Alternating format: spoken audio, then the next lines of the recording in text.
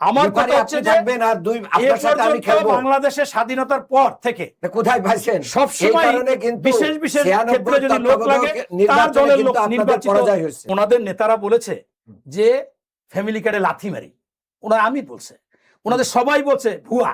আরে ভাই তাতে কোনো অসুবিধা নেই, ফ্যামিলি কার্ড গরিব, অন্য সুবিধা তো এখন পাবে না, কিন্তু আপনি দিয়ে দিলেন ধনী লোককে। আমি না আপনারাই আমলিগের লোকের হাতে, আইফোন আলা লোকের হাতে এখন কার্ড তুলে দিয়েছে। আপনাদের কেন এখানে যাবেন? আপনারা কেন সুপারভাইজার আইফোন আলা লোকের হাতে কৃষি কার্ডটাকে ভুয়া বললেন, সেটাই আপনাদের যাইতে হবে কেন? সুপারভাইজার যাইতে হবে কেন? এই যে মন্ত্রী পরিষদে পরিবর্তন হবে, এই কথাটা আরো প্রথম দিক দিয়ে বলেছে 6 মাস পরে অনেক ক্ষেত্রেই মন্ত্রী পরিষদে পরিবর্তন হবে।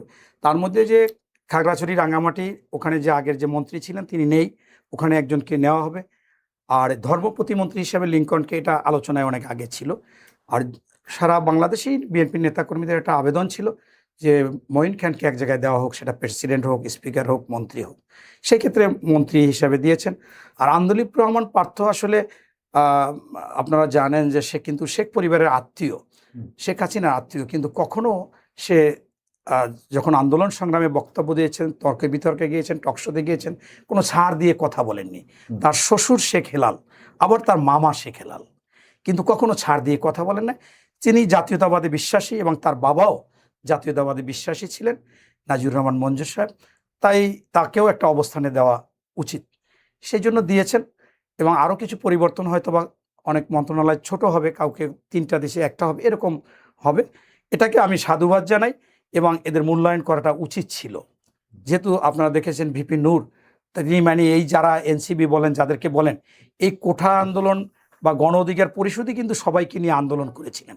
পরে একসময় তারা এখন চলে গেছে, কিন্তু এটার ছিল হলে এই গণ অধিকার পরিষদের এই রাশেদ খান, এই ফারুক ভাই, ভিপি নূর, এরপর তারেক রহমান যে আম জনতা পার্টির, এরাই কিন্তু মেইন ছিল প্রথমে। তাই তাদের পর্যায়ক্রমে মূল্যায়ন হচ্ছে এবং জোনায়েদ সাকিরও হয়েছে, হবে।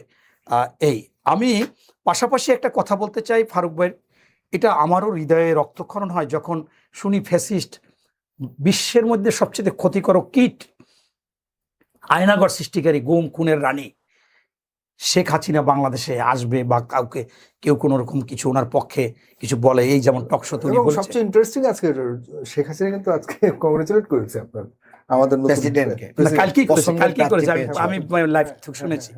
এখন আমি বলতেছি কি যে সেই ক্ষেত্রে কোনো এইখানে ছাড় দেওয়া হবে না, কোনো উনি তোষামতি করুক আর কাউরে তেল দিক আর মাল দিক, এই ব্যাপারে কোনো ছাড় দেওয়া উচিত না। বিশেষ করে আমি রাজপথে 1/11 থেকে আর জুলাই আন্দোলনে আমার ছেলেকেও নিয়েছি, কারণ পিঠ দেয়ালে ঠেকে গেছে, একটা মামলায় সাজা হয়ে যাওয়া ছিল 2 বছর। এখন সেইখানে তো আমি আমার বউরে নিয়ে নামাইতেও পারি, এইখানে কোনো ছাড় দেওয়া যাবে না। আমি 3বার আয়নাঘরে গেছি, পায়ে গুলি দিয়ে পা ভেঙেছে, 1.5 বছর ভুগেছি, মহাসচিব দেখতে গেছিল।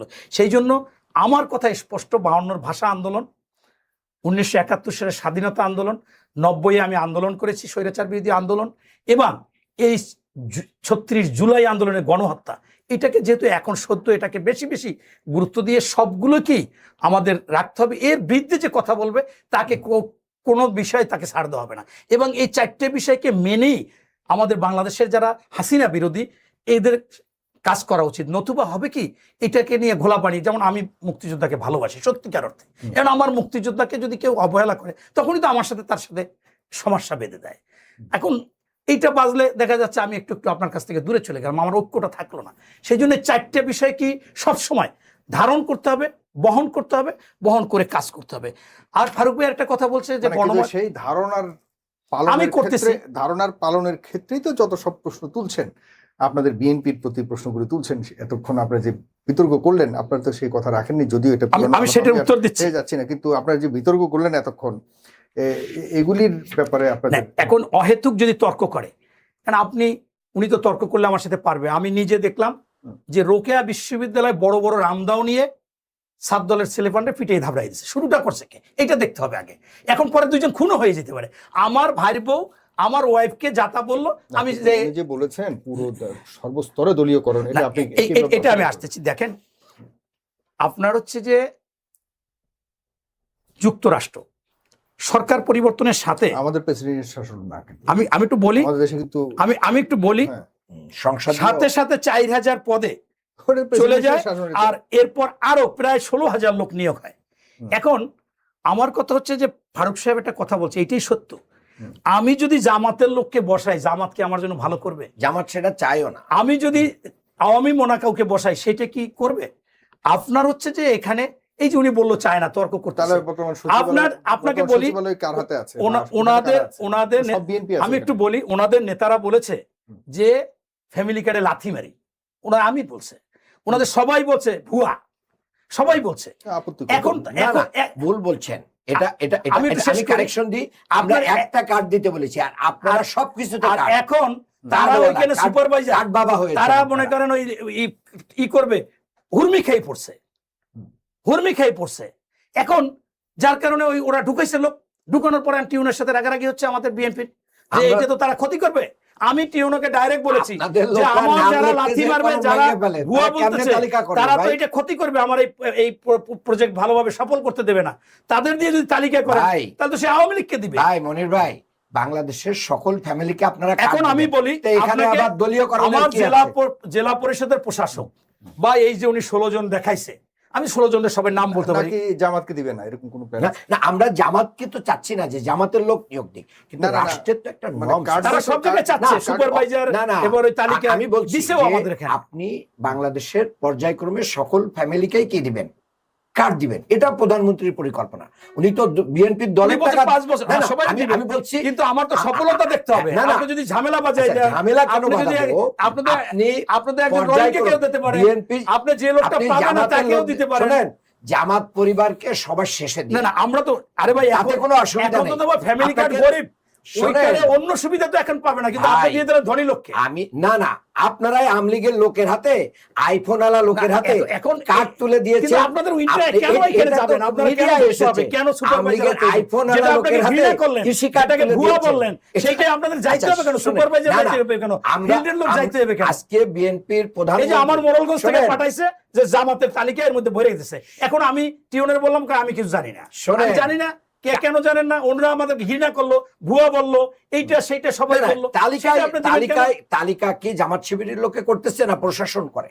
প্রশাসন করলে তো আমরা আমাদের দিকে লোক নিতে হবে। এখন আমি ওইটাই বলতে চাচ্ছি, আপনি শুনেন, উনি বলছে যে জেলা পরিষদ প্রশাসক নিয়োগ দিছে, আর উনি দেখাইছে 14 জন বা 16 জন, ওই যে আব্দুল বারী ডেনি, কাজী রনকুল ইসলাম, জাকির বুলবুল, মোসাদ্দেক হোসেন বুলবুল, আর একজন নির্বাচন কমিশনের সাবেক সচিবকে চুক্তিভিত্তিক বসাইছে। আমি রাষ্ট্র পরিচালনা করব বা আমার সংসার চালাবো, আমার সংসারে একটা অনুষ্ঠান পড়বে, সেই অনুষ্ঠান করার সময় আমার লোক না রাখি যদি দূরের লোক রাখি, এটা পরিচালনা কি ভালো হবে?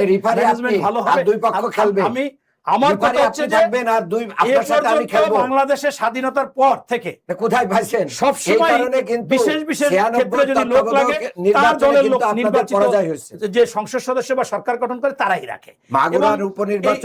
এইটা স্বাভাবিক রাখতেই পারে, এবং এটা রাখলে দলের জন্য ভালো, আমি এটা মনে করি।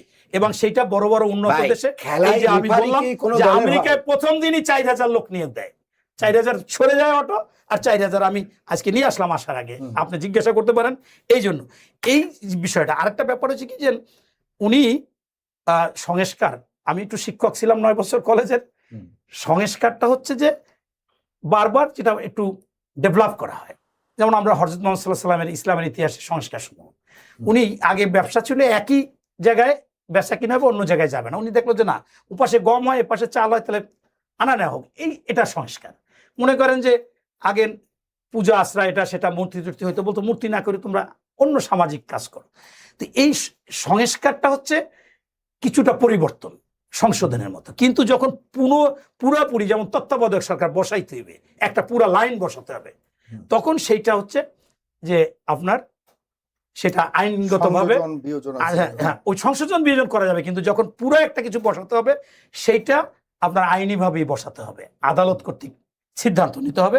আর জনগণ কর্তৃক না, আমি বলি ওটা মামলা করে তত্ত্বাবধায়ক বাদ দিছে না, আবার তত্ত্বাবধায়ক নিছে না, আমি বলছি যে আর জনগণের ভোটও করা যাবে। এখন হচ্ছে যে উনি যেটা বলছে, আমি আপনাকে আবারও মনে করাই দিই যে আজকে আমি আসার সময় দেখলাম যে নোট অফ ডিসেন্ট যারা যারা দিছে, লাস্টে একটা কলামে স্পষ্টভাবে লেখা আছে যে নোট অফ ডিসেন্ট দিছেন সে নির্বাচিত হলে, সরকার গঠন করলে সে এগুলো না করলেও হবে।